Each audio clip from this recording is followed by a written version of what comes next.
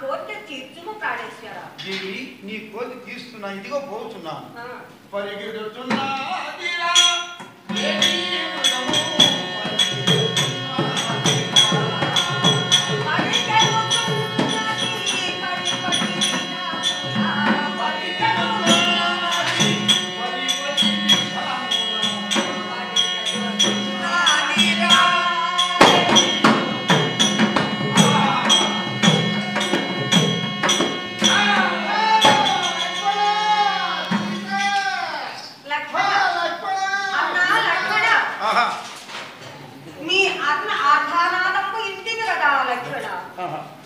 నీ అన్నకేదో ఆపద కలిగినట్లున్నది కానీ నీవును పోయి నీ అన్నకు రక్షింపమని నేను ప్రాధేయపడుతున్నాను.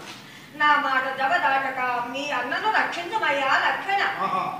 ఏమి తల్లి, మా అన్నకి ఏదో ఆపద వచ్చిందని నీవు అనుమానం పడుతున్నావు. ఈ యొక్క ప్రపంచానికి అతడు భగవంతుడు శ్రీరామచంద్రుడు ఏ ఆపద గల తల్లి సీతాదేవి. లక్షణ, మీ అన్నకు ఆపద కలిగినది కానీ నీవును వెళ్ళి ఆ ఆపద నడిగెట్టుకొని రమ్ము. కానీ ఈ యొక్క 3 గెలులు ఇస్తున్నాను. ఎంత బలైందని వాడు యువతలు రావు తల్లి, ఇదే పోతున్నాను.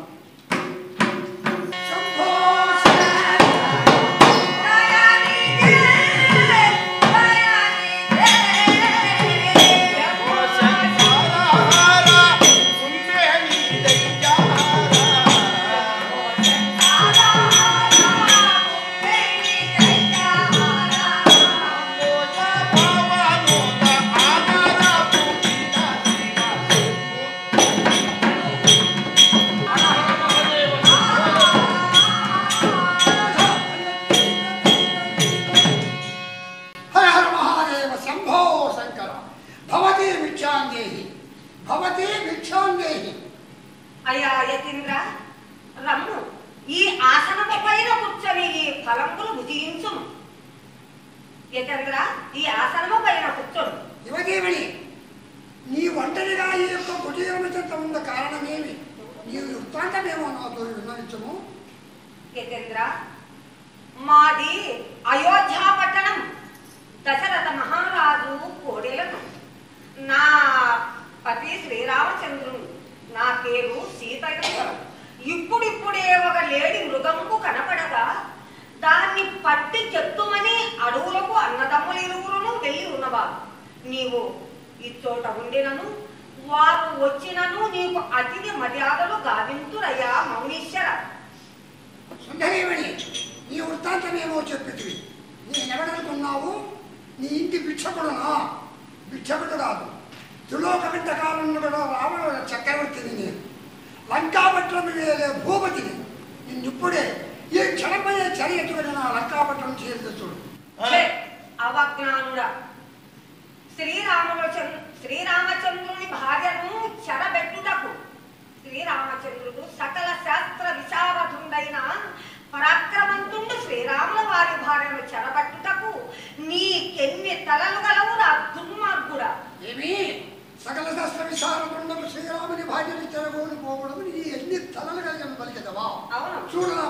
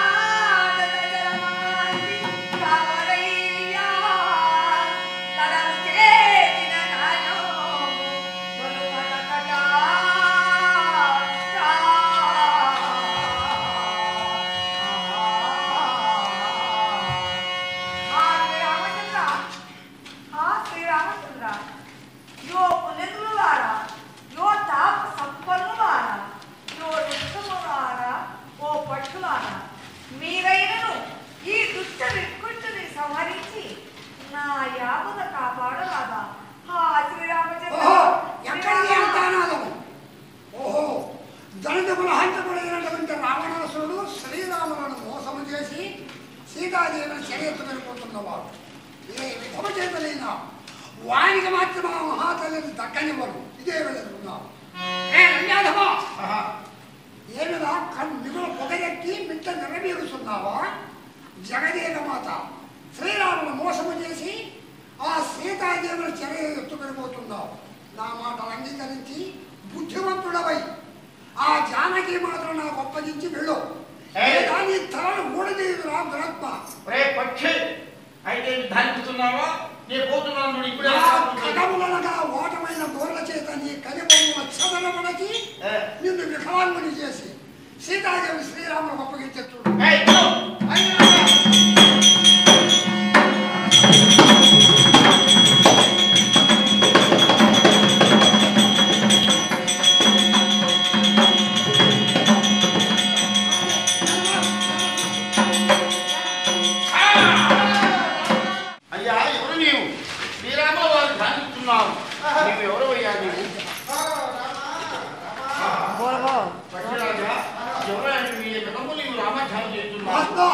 శ్రీరామచంద్ర పతిత పావన నామ స్వామి, నేను జటాయుని పక్షులు స్వామి.